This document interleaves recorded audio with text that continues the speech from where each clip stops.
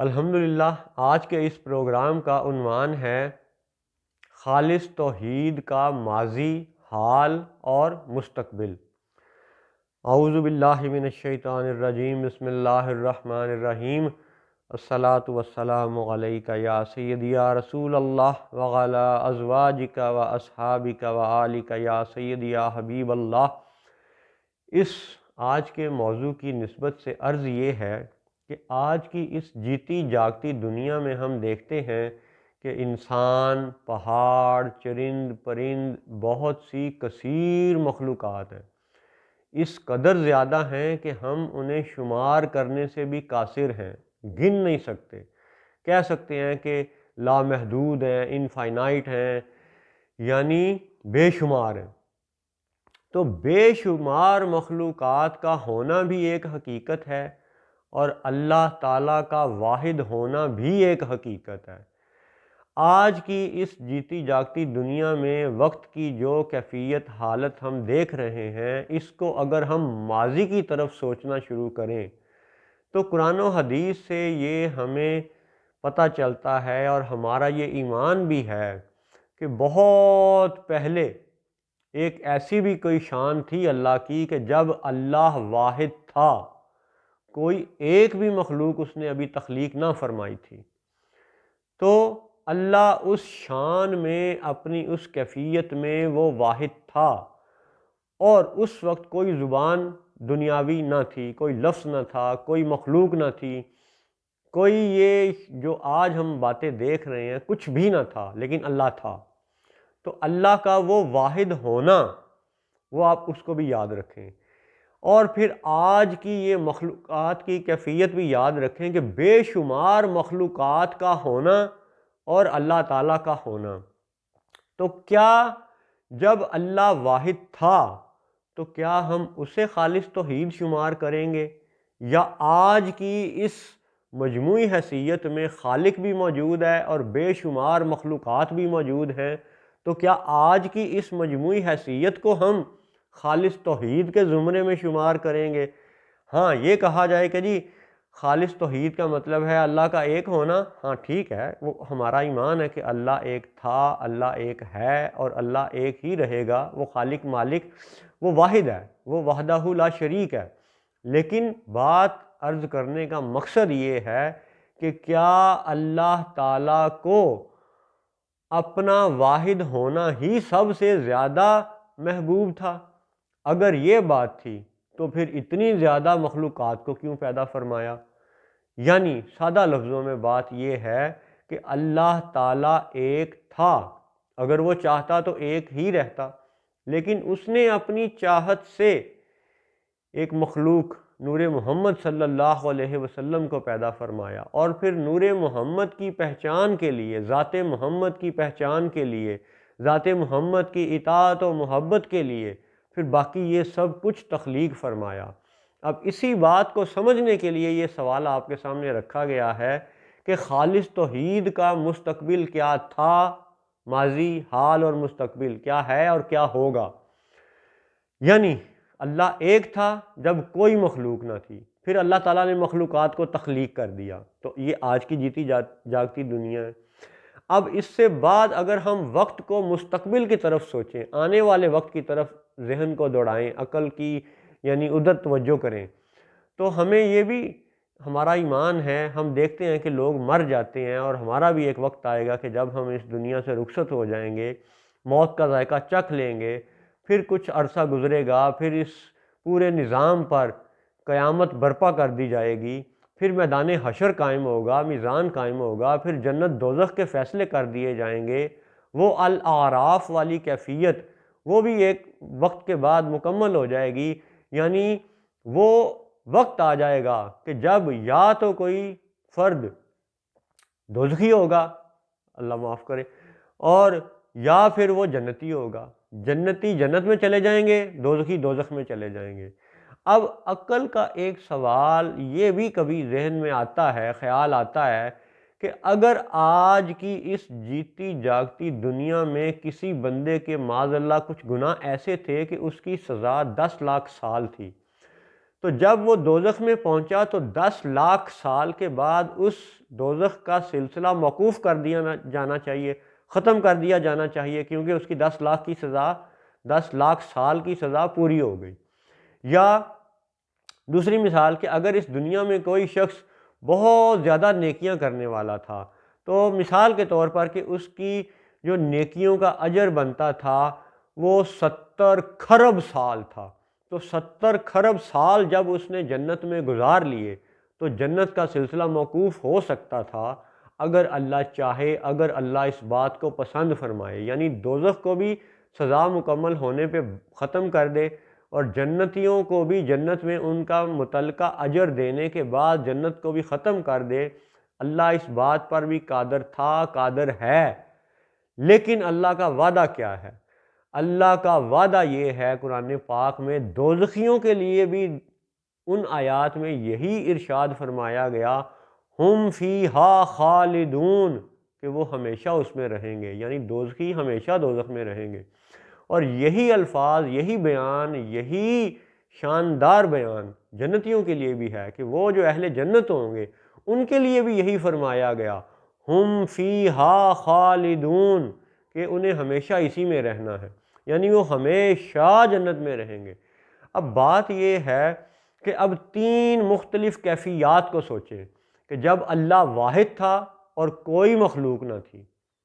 تو کیا ہم اسے خالص توحید شمار کریں گے؟ یا پھر اس نظام دنیا میں ہوتے ہوئے کہ مخلوقات کثیر تعداد میں ہیں اور اللہ بھی خالق ہونے کی شان میں موجود ہے، تو کیا خالق اور مخلوق کے اس مجموعے کو ہم خالص توحید شمار کریں گے؟ یا پھر قیامت اور حشر برپا ہونے کے بعد جب جنت اور دوزخ کا سلسلہ قائم ہوگا تو کیا اللہ اس جنت اور دوزخ کو پھر سے سب مخلوقات کو ختم کرنا پسند کرے گا اپنی خالص توحید کے اس حتمی اظہار کے لیے؟ بالیقین ایسا نہیں ہے۔ قرآن پاک کے مطابق، احادیث کے مطابق ہمارا یہ ایمان ہے کہ دوزخ کبھی ختم نہیں ہوگی، جنت کبھی ختم نہیں ہوگی،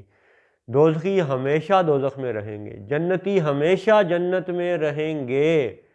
اور مخلوقات ہمیشہ رہیں گی، اور اللہ بھی ہمیشہ رہے گا۔ تو اب آپ 3 مختلف حالتیں سوچیں، اللہ واحد تھا، کوئی مخلوق نہ تھی، پھر مخلوقات ہیں، پھر موت، قیامت، حشر، پھر جنت دوزخ، اور مخلوقات بعد میں بھی ہوں گی، یعنی حشر کے بعد بھی مخلوقات ہوں گی۔ تو اس کا مطلب ہے کہ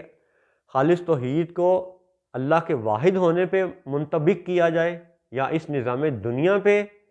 خالق اور مخلوق کے مجموعے پہ منطبق کیا جائے، یا جنت اور دوزخ میں مخلوقات کی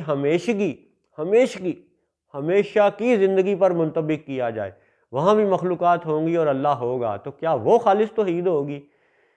وہ خالص توحید ہوگی؟ آج خالص توحید ہے، یا جب پہلے اللہ اکیلا تھا تو وہ خالص توحید تھی؟ اب اس سوال کو آپ سوچیں کہ ماضی، حال اور مستقبل میں اللہ تعالیٰ کی اپنی رضا کیا ہے؟ اللہ کی رضا یہ ہے کہ جب وہ بالکل اکیلا تھا، جب وہ بالکل واحد تھا، تو اس نے خود اپنی رضا سے مخلوقات کو پیدا کیا، اور پھر جب اس نے مخلوقات کو پیدا فرما دیا تو بے شک مخلوقات کے لیے فنا اور موت کا سلسلہ اس نے بنا دیا، لیکن جب قیامت اور حشر کے برپا ہونے کے بعد وہ جنت دوزخ والی کیفیت آ جائے گی تو پھر تو موت بھی ختم ہو چکی ہوگی، پھر تو دائمی زندگی ہوگی، اور وہاں پہ بھی مخلوقات ہمیشہ رہیں گی۔ یعنی اللہ کا یہ وعدہ ہے کہ اب مخلوقات کبھی ختم نہیں ہوں گی۔ اس کا مطلب ہے کہ اللہ کو اپنا واحد ہونا سب سے زیادہ محبوب نہ رہا، بلکہ اس نے یہ جشن، یہ میلہ، یہ رونق بحال کر دی، قائم کر دی، زندگی کا سلسلہ قائم کر دیا، اور ایسا قائم کر دیا کہ اب آج سے آئندہ ہمیشہ تک، بلکہ نور محمدی کی تخلیق سے لے کر کے آج تک اور آج سے آئندہ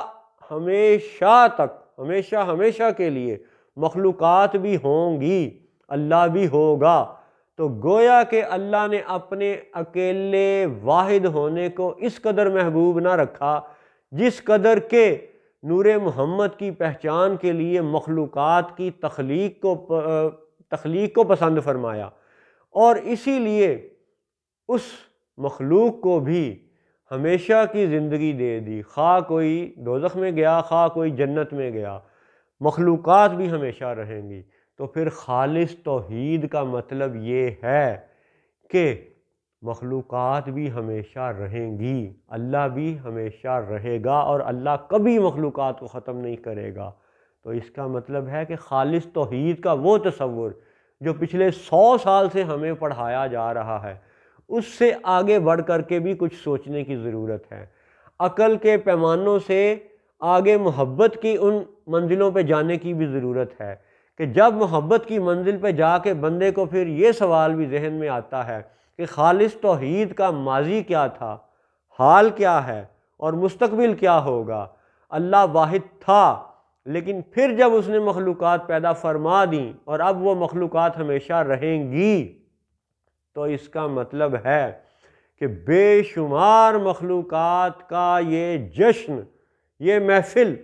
یہ اللہ کو پسند ہے، اور یہی خالص توحید کا ایک خالص تر پہلو ہے کہ جس نے رسول اللہ صلی اللہ علیہ وسلم کو پہچان لیا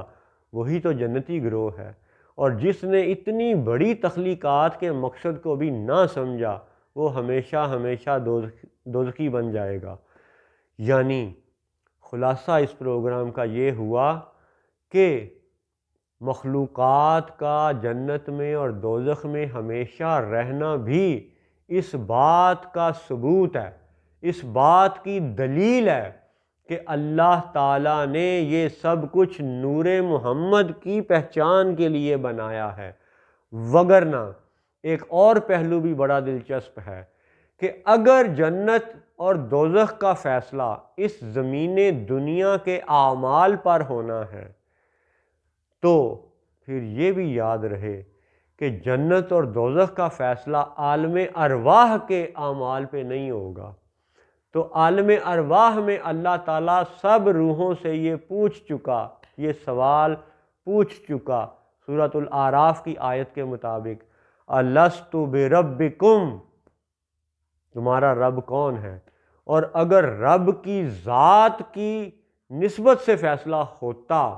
تو وہی الست بربکم کے سوال پر جنت دوزخ دے دی جاتی، لیکن الست بربکم کے سوال پہ جنت دوزخ کا فیصلہ نہ کیا گیا، بلکہ یہ زمین دنیا سجا دی گئی، کیونکہ اسی زمین دنیا پر نبی کریم صلی اللہ علیہ وسلم کی جلوہ گری اور پھر انہی کا یہ سارا سلسلہ، یہی دنیا کے اعمال اور پھر حشر میں مقام محمود پر حضور کی ذات کا جلوہ گر ہونا اور پھر حضور کی ذات کی نسبت سے جنت اور دوزخ کا فیصلہ ہونا،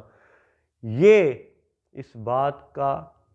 ایک بڑا واضح اشارہ ہے کہ اللہ تعالیٰ اب کبھی بھی ان سب مخلوقات کو ختم نہ کرے گا۔